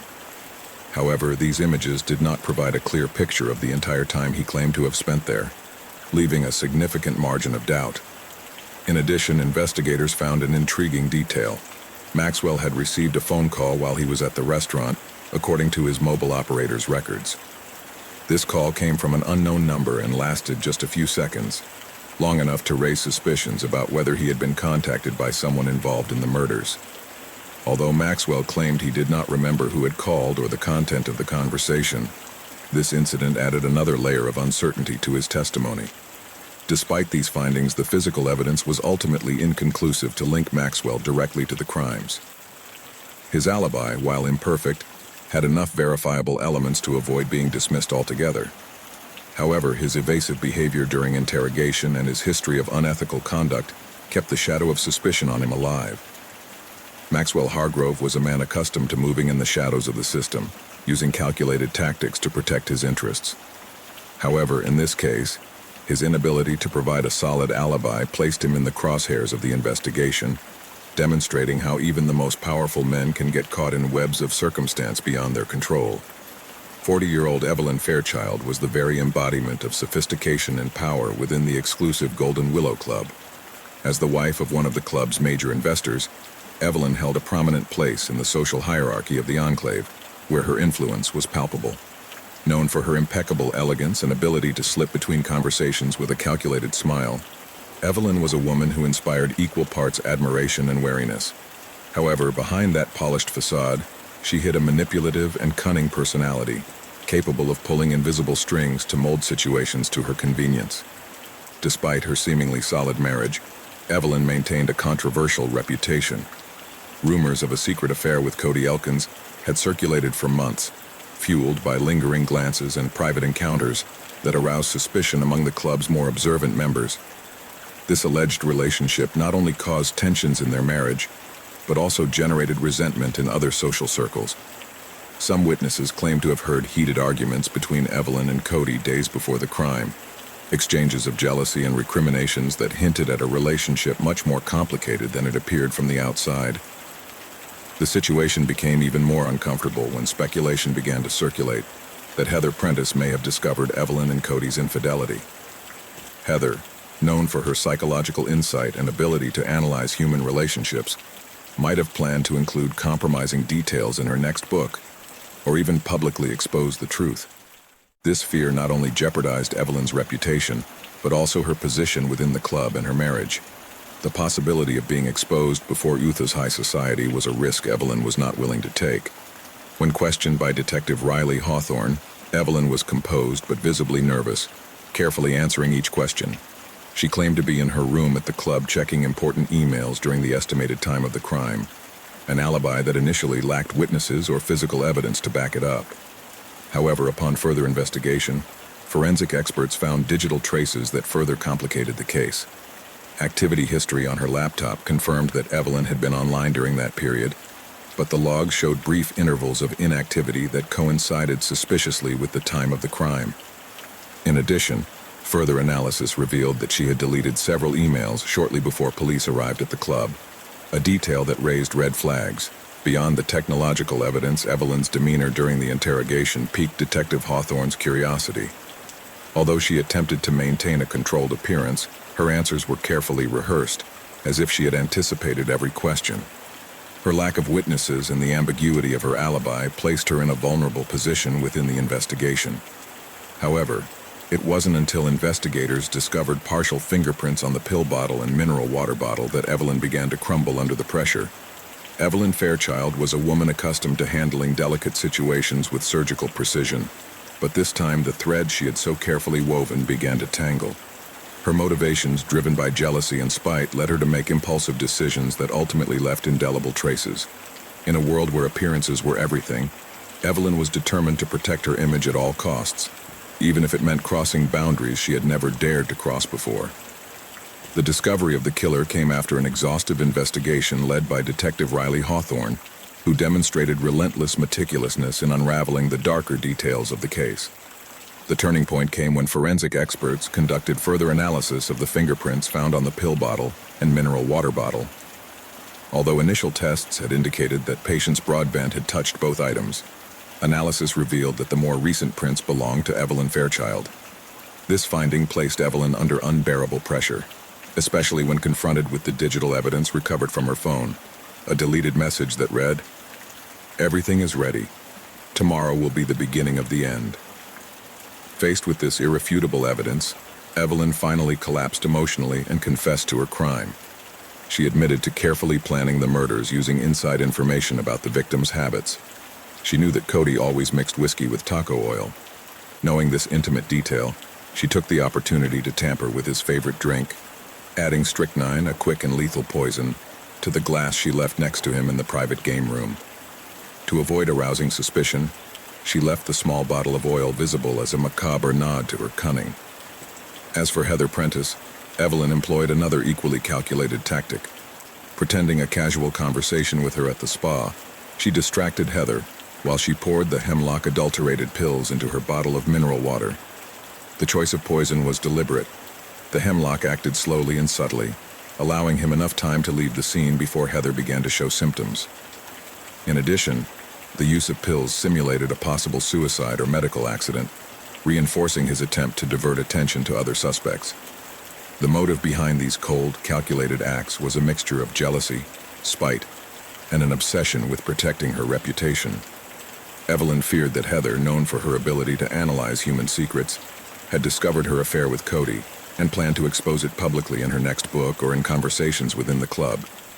At the same time, Cody posed a direct threat because of previous discussions between them, where Evelyn perceived that he might end the relationship or even reveal compromising details. Eliminating both figures not only silenced any potential threat, but also ensured that no one could link her to future scandals. Security cameras captured her hasty, albeit discreet exit, a mistake she did not anticipate. Her modus operandi showed an impressive level of premeditation, but also an overconfidence in her ability to erase traces. Evelyn believed she could manipulate events to incriminate patients, but underestimated Detective Hawthorne's perseverance and modern forensic technology. Finally, Evelyn Fairchild was exposed not only as a sophisticated and calculating woman, but as someone willing to cross irreversible moral boundaries to protect her social position and eliminate any threat to her impeccable image. Evelyn Fairchild's trial further shocked Utah's high society. With forensic evidence and her confession as pillars of the case, she was convicted of 2 premeditated murders.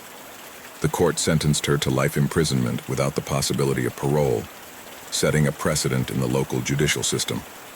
The case laid bare the tensions hidden beneath the Golden Willow's gilded facade, exposing betrayals, jealousies, and unspeakable secrets. For the club's members, a bitter lesson remained. Behind the most elegant smiles can hide the darkest shadows. The story resonated for years as a haunting reminder that luxury is not without evil. Case 6. Andy Kane's body was discovered in a small abandoned shed, hidden among the trees and brush on the outskirts of Cypress Hollow, a rural community in the heart of Alabama. This lonely spot, barely visible from the main road, seemed devoured by time and nature. The rotting floorboards creaked under every step, and the air inside was thick, laden with the smell of decaying wood mixed with the rusted iron of the bloody hammer still lying next to the corpse.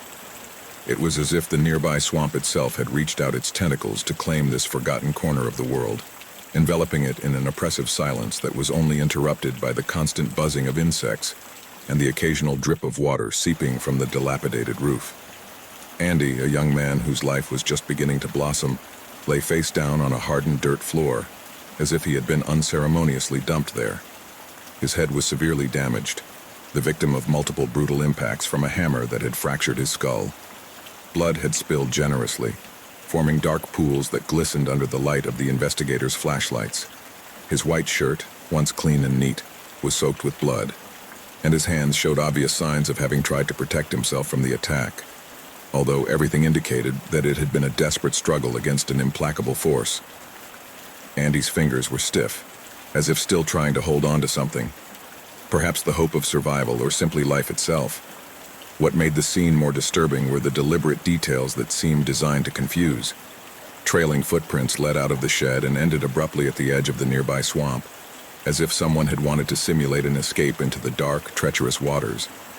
There were no incriminating notes or messages, but something in the arrangement of the objects and the clues left behind suggested that the killer had carefully planned how to divert attention.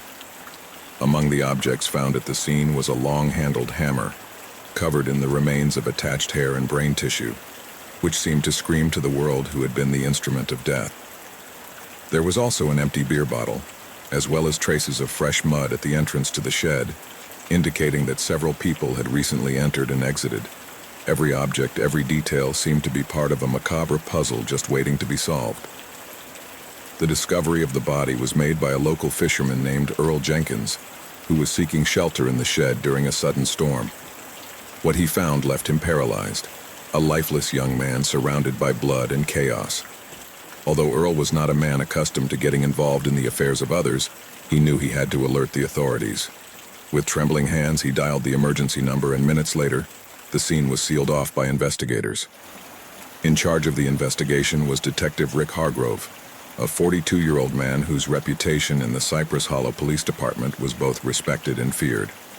Hargrove, an Alabama native, had grown up on a small farm near Montgomery before moving to the city to pursue a career in law enforcement.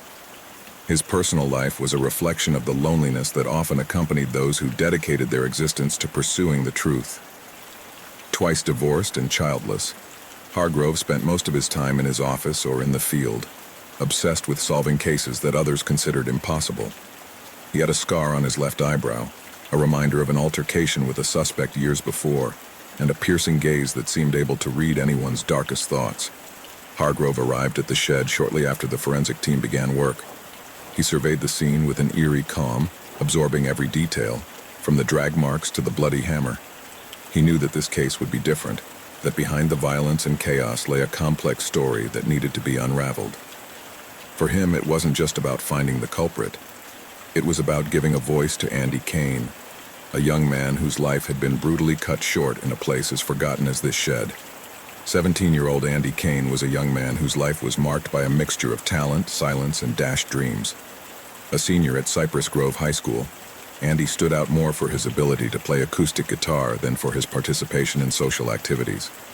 He was often seen sitting under the old oak tree in the schoolyard, fingers dancing on the strings, plucking out melodies that seemed to tell stories he couldn't put into words. His music was a refuge, an escape that transported him away from the oppressive reality he faced at home. Despite his kind and reserved nature, Andy lived under the shadow of an abusive and controlling father. Michael Kane, known in town for his volatile temper and alcohol problems, had left visible marks on his youngest son. Curious neighbors would whisper about the bruises that sometimes appeared on Andy's arms and face, though no one ever saw him complain or seek help. Perhaps it was that very stillness that fueled his desire to escape. He dreamed of leaving Cypress Hollow behind to study music in Nashville, where he hoped to find a place where he could be free and authentic. However, his father always ridiculed those dreams, insisting that he needed a real job instead of chasing childish fantasies. The one constant light in Andy's life was his older sister, Harper. Although she lived in Mobile, Harper maintained a close connection with her brother, sending him messages of encouragement and saving money to help him fulfill his dream. To Cody, Harper wasn't just a sister. She was his confidant, his unconditional support, and his reminder that, even in the darkness, there was hope. After gathering initial evidence and beginning investigations, Detective Rick Hargrove identified 3 individuals as key suspects in connection with the vicious murder of Andy Kane. Each had a significant link to the victim or access to the crime scene, placing them under immediate scrutiny. Tamsin Dove, 38, was a peculiar figure in Cypress Hollow, a woman whose life seemed straight out of a Southern Gothic fairy tale. Known for her unpredictable behavior and unusual passion for taxidermy, Tamsin had built a reputation that walked dangerously between fascination and rejection. She lived alone on a remote farm several miles from town, surrounded by goats, medicinal herbs, and stuffed animals that decorated every corner of her property. Her house, a wooden structure worn by the years, was always shrouded in an air of mystery, with the windows covered with heavy curtains that barely let the sunlight through. While many in town considered her eccentric, others saw her as suspicious, someone who could be capable of anything due to her volatile nature. It didn't help that Tamsin had a legal record related to unlicensed gun possession and verbal altercations with neighbors. His disputes with Michael Kane, Cody's father, were well known in the area. The two had had heated confrontations over property boundary issues, and during one such episode, Tamsin allegedly threatened to make him pay if he ever bothered her again. This history, coupled with the fact that some witnesses claimed to have seen her arguing with Andy near the swamp days before the murder, caused investigators to view her with suspicion. However, when questioned by Detective Rick Hargrove, Tamsin showed neither nervousness nor resistance. On the contrary, she was direct and confident, asserting that she had a solid alibi for the night of the crime. According to her, she had been going through her stuffed animals in her workshop until the wee hours of the morning. The task was meticulous. She carefully cleaned each piece, applied special products to preserve them, and documented her work in a detailed diary. Tamsin explained that that night in particular he had been working on a fox he had found dead on his property days earlier. She wanted to finish it before time affected its fur. To back up his version, Tamsin showed the detective his journal, where he had written down every step of the process, along with quick sketches of how he planned to position the fox once it was finished. In addition, he noted that he had used a specific chemical to treat the fur, a product that could only be purchased at a specialty store in Montgomery. Purchase records confirmed that Tamsin had purchased the exact material 2 days before the murder. He also shared photographs he had taken with his phone while working on the fox, although these were not dated. Finally, Tamsin mentioned that she had received an emergency phone call from a local veterinarian that evening. One of her kids had suddenly become ill, and she needed instructions on how to stabilize it. The veterinarian corroborated this story, recalling that the call occurred around 10:15 p.m., right in the estimated time range of the crime. Although the details of Tamsin's alibi were convincing, Detective Hargrove knew he still needed to dig deeper into other leads before ruling it out completely. Michael Kane, 45, was a man whose presence commanded both respect and fear in Cypress Hollow. A supervisor at a local construction company, his job depended on his ability to manage crews and projects with a firm hand, but that same rigidity he applied on the job also seeped into his personal life. Known for his explosive temper and tendency to resolve conflicts with physical violence, Michael had built a reputation that preceded him. He was a burly, broad-shouldered man with calloused hands and a gaze that seemed capable of piercing anyone who dared to challenge him. His personal life was marked by a series of failures and tensions. He had been married twice, but both marriages ended in divorce due to his abusive and controlling behavior. His first wife had even obtained a restraining order against him after years of physical and emotional abuse. Although the order was never renewed after she left town, rumors of his temper still swirled among neighbors. To many, Michael was the epitome of a domineering patriarch, someone who believed that fear was the only way to maintain control over those around him. This dynamic was especially evident in his relationship with Andy, his youngest son. Michael neither understood nor appreciated Andy's musical aspirations, seeing them as a childish and unrealistic dream. While Andy dreamed of escaping town to study music in Nashville, Michael did his best to discourage him, insisting that he needed a real job rather than chasing fantasies. According to Andy's older sister Harper, Andy had been secretly saving money to move to Nashville after graduation, a decision that would likely have meant losing total control over his son. For Michael, this idea was unacceptable. Andy was the only thing left under his direct influence, and the prospect of him leaving filled him with a mixture of rage and despair. When Detective Rick Hargrove questioned Michael, he maintained a defensive but calculated attitude. He claimed he had been at a local bar watching a soccer game on the night of the murder. Several patrons of the bar corroborated seeing him there, although no one could pinpoint exactly when he arrived or when he left. Some recalled exchanging comments about the game with him, but their recollections were vague and fragmented. Michael claimed that he had arrived at the bar shortly before the start of the game, around 8:30 p.m., and had stayed until the end, at approximately 11 p.m. However, when the detective asked him for specific details about the game, such as the final score or any highlights, Michael hesitated, offering ambiguous answers that did not quite match the actual facts of the game. In addition, investigators discovered that Michael had briefly left the bar during the second half of the game, claiming he was going to buy more beer at a nearby store. This time lapse, though brief, raised uncomfortable questions. Had he had enough time to commit the crime and return without arousing suspicion? The lack of witnesses who could confirm his exact whereabouts during those minutes left a window of opportunity that investigators could not ignore. Despite his initially solid alibi, Michael failed to fully convince Detective Hargrove. His history of violence, his conflict with Andy, and the inconsistencies in his testimony were red flags that made it necessary to dig even deeper into his involvement in the case. Harper Kane, 22, was Andy's older sister and a key figure in his life. Although she lived in Mobile several hours away from Cypress Hollow, she maintained a deep connection with her younger brother, who had always been her priority even since they were children. Harper worked as a waitress in a downtown Mobile restaurant while studying nursing at a community college. Her life was a precarious balance of long hours, late nights studying, and a constant desire to build a better future for herself and Andy. She was a determined, independent, and strong young woman, but she also carried deep emotional scars caused by years under the oppressive roof of Michael Kane, her father. Harper's relationship with Michael had always been strained. Growing up, she was a direct witness and, at times, an indirect victim of his explosive temper and abusive behavior. When she turned 18, she didn't hesitate to run away from the family home, moving first to Montgomery and then to Mobile, where she was able to start over. However, she never stopped worrying about Andy, who was trapped in the same toxic environment from which she had managed to escape. She kept in regular contact with him, texting and talking on the phone as often as she could. In their conversations, Andy confided in her about the episodes of physical and emotional abuse she suffered at the hands of her father, although she always begged Harper not to interfere, fearing that things would get worse if anyone intervened. Despite the physical distance, Harper was trying to protect Andy the only way she knew how, by saving money to help him move when he finished high school.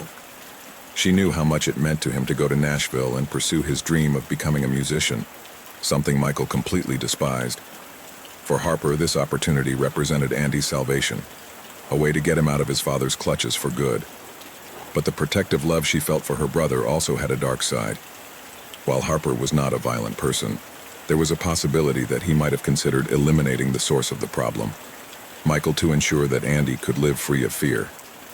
Or perhaps, after learning of another recent incident of physical abuse, he acted impulsively, driven by rage and grief. When Detective Rick Hargrove questioned Harper, she was firm and composed, though visibly shaken by Andy's death. From the outset, she denied any involvement in the crime, arguing that she was working a late shift at the restaurant where she worked during the estimated time of the murder. According to Harper, he had been waiting tables from 6 p.m. until after midnight, serving a diverse clientele that included families, couples, and groups of friends celebrating birthdays.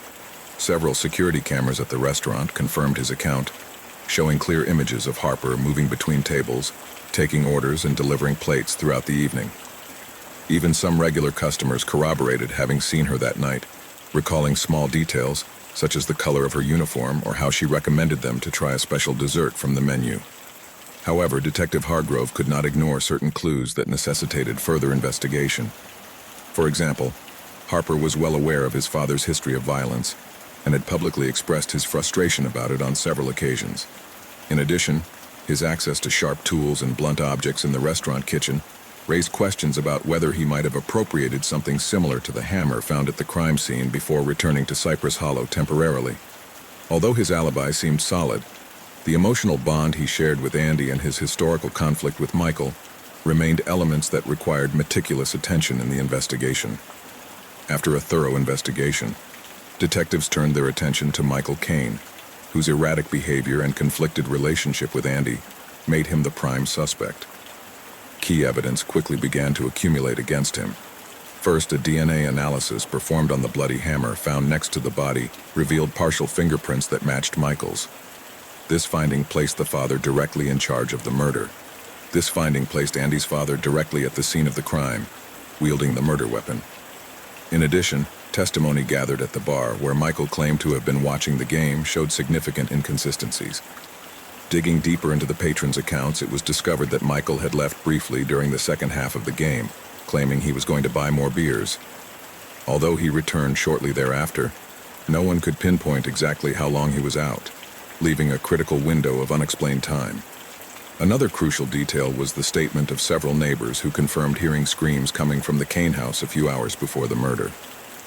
According to these witnesses, Andy and Michael had had a violent argument about the young man's future. Andy had expressed his intention to go to Nashville to study music.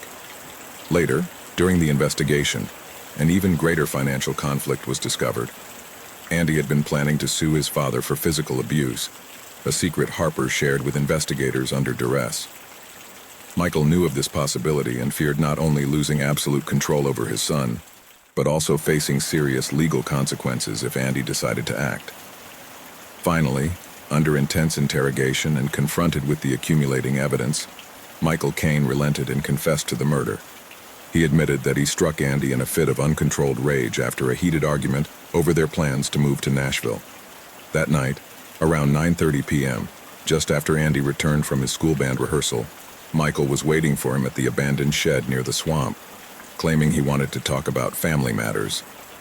However, the conversation quickly escalated into shouting and mutual accusations.